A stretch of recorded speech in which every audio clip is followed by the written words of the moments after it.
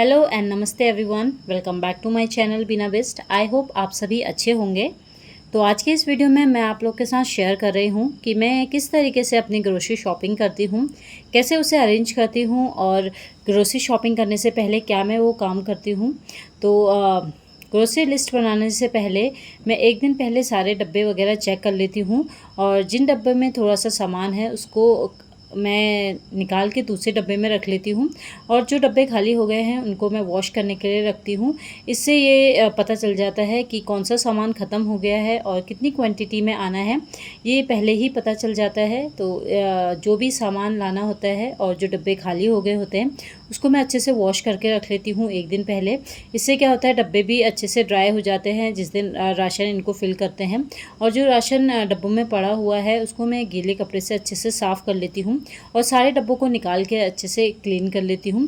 इससे जो डब्बे हैं उसको दोबारा से मैं अरेंज कर लेती हूँ और जिस जगह पे डब्बे रखे हैं उस जगह को भी मैं अच्छे से क्लीन कर लेती हूँ।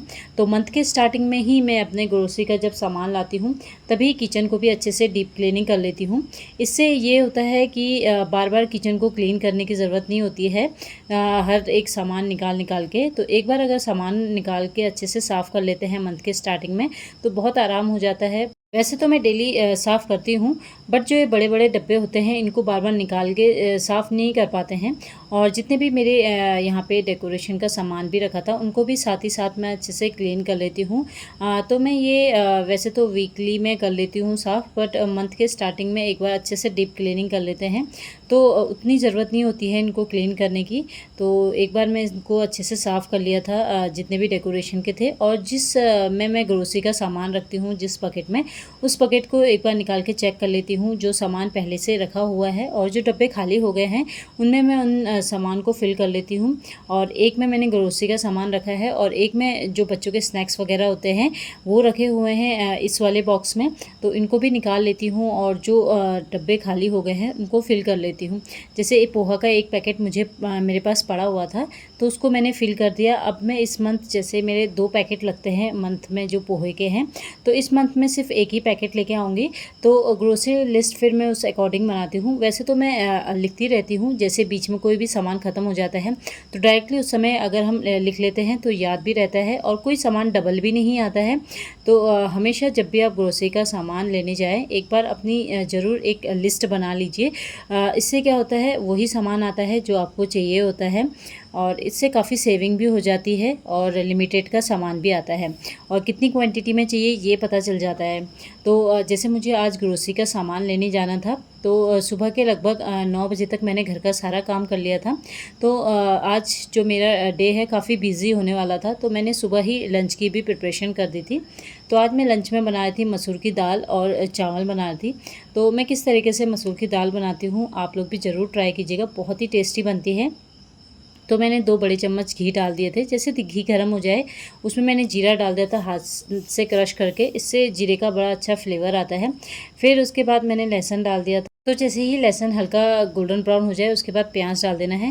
प्याज अच्छे से भुन जाएगा, ब्राउन हो जाएगा, उसके बाद डाल देना है टमाटर। जैसे टमाटर डालेंगे उसके बाद तुरंत आपने सारे मसाले डाल लेने हैं। इससे टमाटर अच्छे से गल जाता है और जल्दी पक जाता है। तो इस तरीके से मैंने जितने भी मसाले थे वो सारे ऐड कर दिए थे और इसको अच्छे से पका लिया था। जैसे जो तेल होता है अच्छे से ऊपर आने लग जाए उस समय आपने 4 से 5 बड़े चम्मच दही डाल देने हैं। तो मसूर की दाल में जब अगर आप दही डालते हैं बहुत ही अच्छा टेस्ट आता है। तो एक बार आप ज़रूर ट्राई कीजिएगा। इसको मैंने 1-2 मिनट अच्छे से पका लिया था। तो इस तरीके से तेल जब ऊपर आ जाए इसका मतलब जो मसाला है अच्छे से पक गया है। इसके बाद इसको अच्छे से मिक्स कर लिया और इसके ऊपर मैंने डाल दूँगी अब मसूर की दाल। और जो ये मसूर की दाल थी इसको मैंने सुबह ही सोक करके रख दिया था। इससे क्या होता है, जो दाल है वो जल्दी पक जाती है। तो कभी भी मेरे को दिन में अगर दाल बनानी होती है तो मैं मॉर्निंग में ही उसको भिगो के रख लेती हूँ। और इसके बाद मैंने इसमें डाल दिया गर्म पानी और जो ये मसूर की दाल है बहुत ही जल्दी पक जाती है। तो 2 सीटी में मैंने इसको पका लिया था और साथ में चावल भी मैंने पका दिए। तो इसके साथ में मसूर की दाल के साथ चावल बनाए हुए हैं। और जैसे अच्छे से पक जाए उसके बाद मैंने ऊपर से डाल दिया है ये मैंने भुना हुआ कड़ी पत्ता और साथ में डाल दिया है धनिया और इसको अच्छे से मिक्स कर लेना है और हमारी दाल बनके रेडी हो गई है। तो दिन की लंच की प्रिपरेशन तो मेरी हो गई थी और साथ ही साथ जितने भी बर्तन मैंने यूज़ किए हुए थे खाना बनाते समय उनको अच्छे से वॉश कर दिया था और उनकी प्लेस में अच्छे से रख दिया था। इससे जो आपका किचन है कभी भी मेसी नहीं रहता है और हमेशा क्लीन रहता है अगर साथ ही साथ बर्तन वॉश कर दो। तो लगभग 10 बज रहे थे, इस समय मैं राशन लेने जा रही थी अपने छोटे बेटे के साथ और मैं अपने घर का सारा काम खुद ही करती हूँ, चाहे बाहर का हो या घर का जितना भी सामान लेके आना होता है। पहले हस्बैंड काफ़ी हेल्प कर देते थे जब हस्बैंड साथ में थे। जब से हस्बैंड की पोस्टिंग आ गई है तो सारा काम मुझे खुद से ही करना होता है। पहले भी मैं जो राशन वाशन का सामान था खुद से ही कोशिश करती थी खुद ही लेके आऊँ, क्योंकि हम लोगों ने एक बजट फ़िक्स किया होता है, उस बजट के अंदर हमें सारा सामान को लाना पड़ता है और एडजस्ट करना होता है। तो उससे ही हमें सेविंग करनी होती है, जिससे कि मैं नेक्स्ट मंथ में कुछ उस जो सेविंग की हुई है उससे कुछ अच्छी चीज़ें लेके आ सकूँ अपने किचन के लिए या घर के लिए। तो जब भी मैं मार्केट से कुछ भी सामान लेके आती हूँ साथ ही साथ मैंने एक डायरी बनाई हुई है, उसमें मैं सारा खर्चा लिख लेती हूँ। जैसे अभी मैं मार्केट गई तो मार्केट से जैसे ग्रोसरी का सामान लाई और गाड़ी में पेट्रोल डलाना था, वो पेट्रोल भी डलाया और कुछ छोटा मोटा सामान था वो सारा लेके आई। तो वो सारा मैंने इस डायरी पे नोट करके रख लिया। इससे क्या होता है जो हमारा बजट रहता है हमें पता चल जाता है कि कितना पैसा हमारा बचा हुआ है और कितना इस मंथ में और हमें खर्च करना है। तो मार्केट गई थी, ये एक सिप्लाडिन है, बहुत ही अच्छी है, ये कटे जले में दाग खुजली सब में काफ़ी हेल्प करती है। और जो मैंने सेविंग की थी पिछले मंथ की उससे मैं ये किचन के नए बर्तन लेके आई। इस बार मैं अपने किचन में स्टील के कुकर्स मैंने ऐड किए। तो एक ये 2 लीटर का कुकर है और साथ में एक 5 लीटर का कुकर है। ये सब मैं कैंटीन से लेके आई थी और मुझे काफ़ी टाइम से इंडक्शन भी चाहिए था और इंडक्शन भी मैंने इस मंथ ख़रीद लिया था। और जो मेरी पिछले मंथ की कुछ सेविंग थी वो सेविंग थी और साथ में पिछले मंथ में राखी थी और मेरा बर्थडे भी था, तो काफ़ी पैसे मुझे मिले थे, तो उससे मैं ये अपने घर के लिए सामान लेके आई। इस तरीके से छोटी छोटी सेविंग करके मैं हर मंथ के एंड में अपने घर के लिए कुछ ना कुछ ज़रूर खरीदती हूँ, चाहे वो डेकोरेशन का सामान हो या घर के लिए कोई भी सामान लेके आना हो, तो उसी सेविंग से मैं लेके आती हूँ।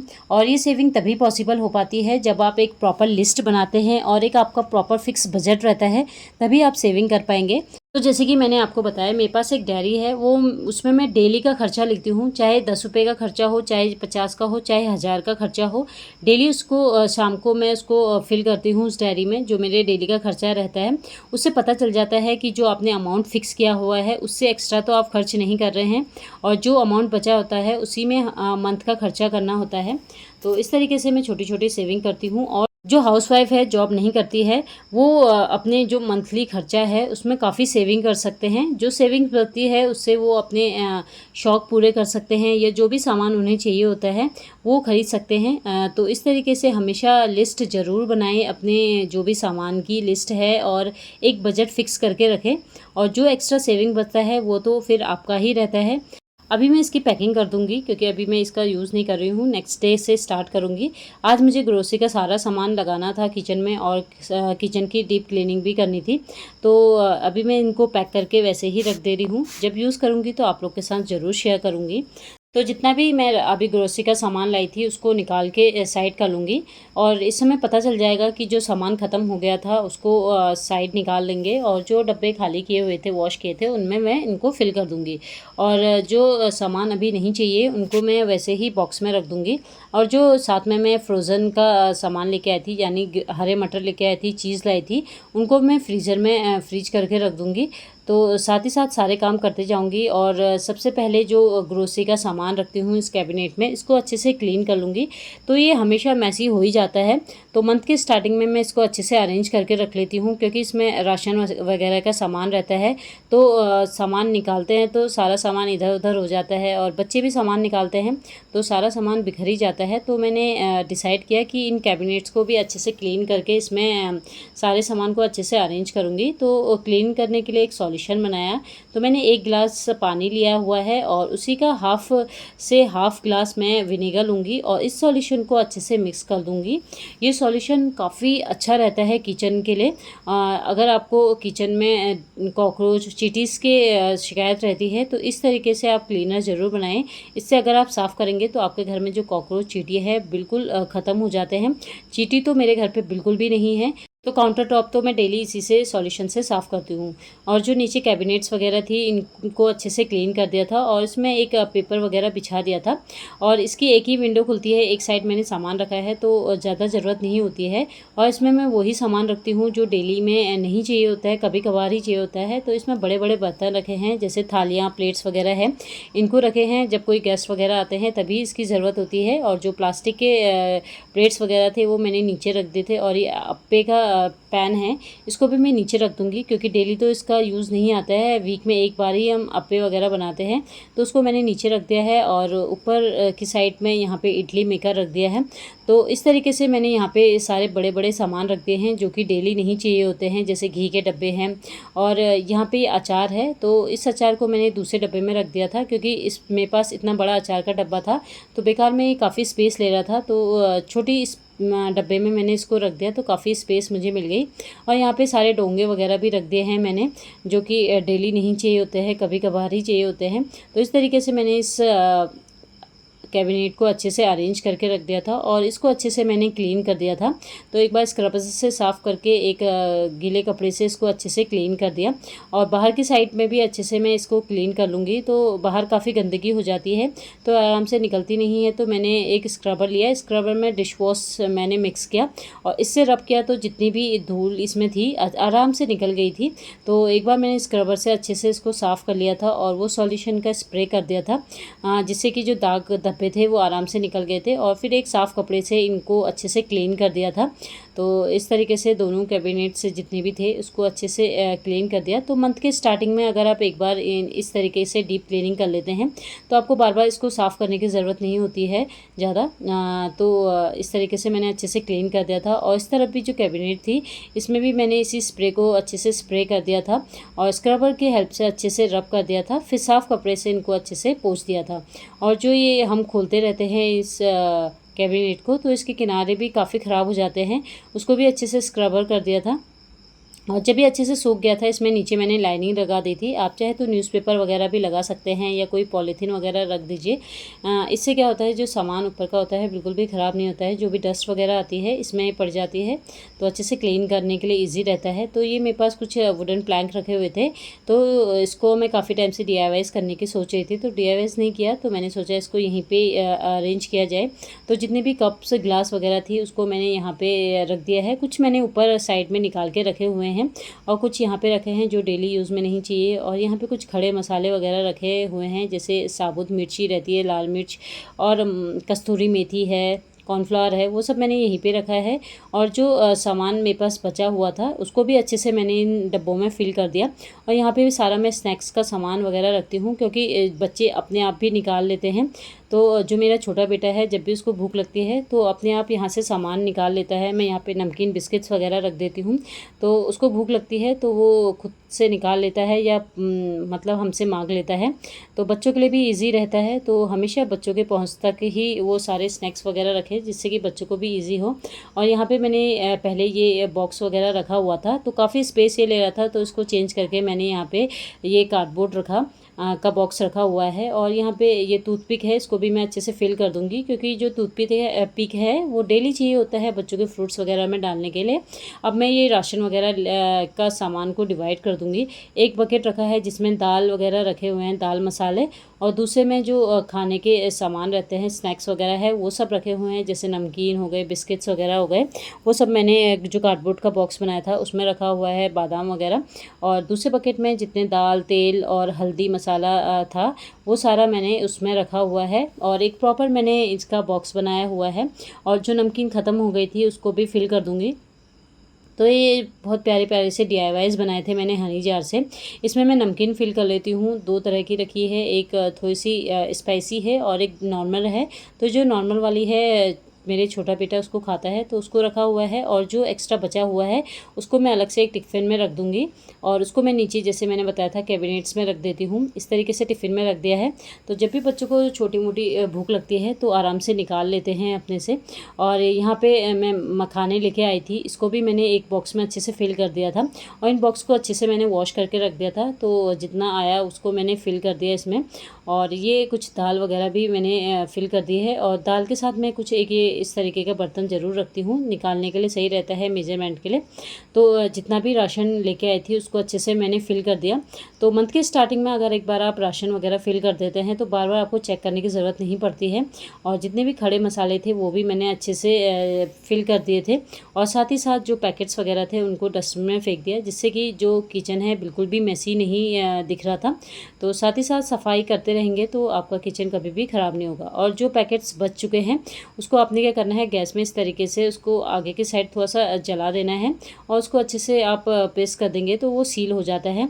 और जो एक्स्ट्रा सामान है इस तरीके से एक बॉक्स में रखती हूँ, जैसे ये यहाँ पे पाउचेस वगैरह है, चिंग चाइनीज़ या जो भी पाउच है वो मैं नीचे कैबिनेट में रखती हूँ। और राशन लाते समय ये सारे रबर्स उसमें आए थे, तो इसके लिए भी मैंने एक प्रॉपर बॉक्स बनाया हुआ है। और ये रबर काफ़ी चाहिए होते हैं कभी कभार, तो ये भी मैं यहीं किचन में ही रखती हूँ।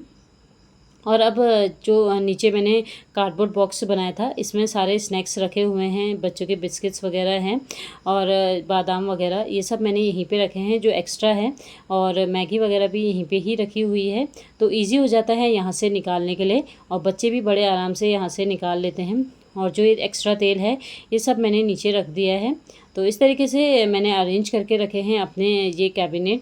और जो ऊपर मैंने एक्स्ट्रा बॉक्स रखे हुए थे, नीचे काफ़ी स्पेस थी तो इनको मैंने नीचे रख दिया। चॉपर वगैरह, चॉपर भी चाहिए होता है तो ये भी मैंने नीचे ही रख दिया है। और यहाँ पे कुछ और टॉवल्स वगैरह रख दिए हैं जो किचन में डेली चाहिए होते हैं रोटी बनाने के लिए और क्लीन करने के लिए। और ये अब लास्ट कैबिनेट बचा हुआ है, यहाँ पे सिलेंडर रखा है, तो यहाँ पे मैंने काफ़ी मैसी हो रखा था, सारा सामान मैंने ऐसे ही डाल दिया था। जो गार्बेज पॉलीथीन थी या डेली की जो पॉलीथीन आती है वो भी मैंने यहीं पे रख दी थी, तो बिल्कुल भी अच्छा नहीं लग रहा था, तो इसको भी मैंने निकाल के अच्छे से क्लीन कर दिया। और नीचे यहाँ पे मैंने इसको पहले क्लीन कर लूँगी क्योंकि काफ़ी टाइम से बंद पड़ा हुआ था, तो काफ़ी डस्ट वगैरह थी यहाँ पे। तो यहाँ पे गैस के भी निशान वगैरह थे, तो यहाँ पे भी मैंने उसी सॉल्यूशन से इनको क्लीन कर दिया, बड़े अच्छे से क्लीन हो गया। और यहाँ पे मिठाई के डिब्बे में मैंने यहाँ पे कुछ दिए वगैरह रखे हैं, जो दीपावली के दिए बचे थे वो भी मैंने यहीं पे उसको अच्छे से अरेंज करके रख दिया। कुछ वायर्स वगैरह हैं वो नीचे की साइड में रख दिए हैं। और जो ये गार्बेज बैग है इनको भी मैं अच्छे से फोल्ड कर दूँगी, क्योंकि गार्बेज बैग डेली मतलब 1-2 दिन बाद तो चाहिए होते हैं। तो नया पैकेट में लेके आई थी, जो नए वाले पैकेट से उसको मैंने अच्छे से फोल्ड करके एक मिठाई के डब्बे में अलग से रख दिया था। जो गार्बेज की पॉलीथीन वगैरह है 2-2 दिन बाद उसको चेंज करना होता है। और यहाँ पे 3-4 तरीके की पॉलीथीन है, जैसे ब्लैक वाली है उसमें शीशे के टूटा फूटा सामान रखते हैं, और ग्रीन वाले में खाने का सामान है, ब्लू वाले में पेपर्स वगैरह है। इस तरीके से गार्बेज के अलग अलग बैग है, तो सारा सामान अलग अलग रखना पड़ता है। और ये एक छोटी सी पॉलीथीन में मैंने जो डेली की पॉलीथीन आती है दूध में या कोई सब्जी वगैरह खरीदते हैं उसमें एक्स्ट्रा पॉलीथीन आती है, वो भी मैंने अच्छे से यहाँ पे फोल्ड करके रख दिया था। और जो एक्स्ट्रा बॉक्स मेरे पास थे वो पीछे की साइड मैंने इस तरीके से रख दिया था, कैबिनेट को अच्छे से अरेंज करके रख दिया था। और मेरा छोटा बेटा भी अभी उठ गया था और मेरा सारा काम किचन का ऑलमोस्ट हो ही गया था क्लीनिंग का। और उसके बाद मैंने यहाँ पे चावल आटे को फिल किया हुआ है, तो इसको मैंने मॉर्निंग में ही वॉश कर दिया था। और जब ये डब्बे अच्छे से सूख गए थे उसके बाद मैंने इसमें आटा चावल को फिल कर दिया था। तो जब भी आप नया राशन भरे एक बार ज़रूर उस डब्बे को क्लीन कर लीजिए पानी से साफ़ करके, इससे जो राशन है कभी भी ख़राब नहीं होता है, उसमें कीड़े कभी नहीं लगते हैं। तो इस तरीके से मैं हमेशा नए सामान लाने से पहले डब्बों को अच्छे से क्लीन कर लेती हूँ। उसके बाद जितने भी कपड़े मैंने यहाँ पे यूज़ किए थे साफ़ करने के लिए उसको मैंने एक बकेट में रख दिया, उसमें डिटर्जेंट लिक्विड डाल दिया और गर्म पानी में इसको अच्छे से डिप कर लिया। जितना भी चिकनापन था कपड़ों में आराम से निकल गया था और साफ़ हो जाते हैं। उसके बाद यहाँ पे मैं कढ़ाई में मैंने 2 बड़े चम्मच घी ले रखे हैं, उसमें मैं ये कुछ ड्राई फ्रूट्स को इसमें फ्राई करने वाली हूँ। तो यहाँ पे जो काजू बादाम थे ये पहले के थे, जो नया राशन आया था उसमें मैंने इसको मिक्स नहीं किया, इसको मैं इसमें फ्राई कर लूँगी और ये एक हेल्थी स्नैक्स बन के रेडी हो जाएगा। तो जब भी बच्चों को छोटी मोटी भूख लगे तो आप इस तरीके से हेल्थी स्नैक्स दे सकते हैं। तो बादाम काजू अच्छे से फ्राई हो गए थे, हल्के ब्राउन, तो निकाल लिए थे, ठंडे होने के लिए रख दिए थे। उसके बाद यहाँ पे मैंने मखानों को भी अच्छे से घी में रोस्ट कर लिया है। इससे जब मखाने अच्छे से क्रिस्पी हो जाए निकाल लेना है और ठंडा होने के बाद इसको मैं एक डब्बे में रख लूँगी। तो बच्चों को जब भी भूख लगे तो इस तरीके से आप स्नैक्स में इनको दे सकते हैं इन ड्राई फ्रूट्स को। और काजू बादाम को भी मैंने एक जार में अच्छे से फिल करके रख दिया था। और यहाँ किचन में मेरे पास कुछ प्लांट्स पड़े हुए हैं, तो मंथ के स्टार्टिंग में ही मैं इसको वॉश कर लेती हूँ। और जितने भी यहाँ पे मनी प्लांट्स रखे हुए हैं बोतल, उन बोतलों को अच्छे से साफ़ कर लेती हूँ। इससे जो मनी प्लांट की ग्रोथ है बहुत ही अच्छे से ये ग्रो करती है। आप भी देख ही सकते हैं जो मेरे मनी प्लांट है कितने हेल्थी है। तो आज की वीडियो में इतना ही। आई होप आपको मेरी आज की वीडियो पसंद आई होगी। एंड वीडियो पसंद आई तो वीडियो को लाइक कीजिएगा, शेयर कीजिएगा एंड कमेंट में ज़रूर बताइएगा कि आपको मेरी आज की ये वीडियो कैसी लगी। तो मिलते हैं नेक्स्ट वीडियो में, तब तक till then take care and bye bye.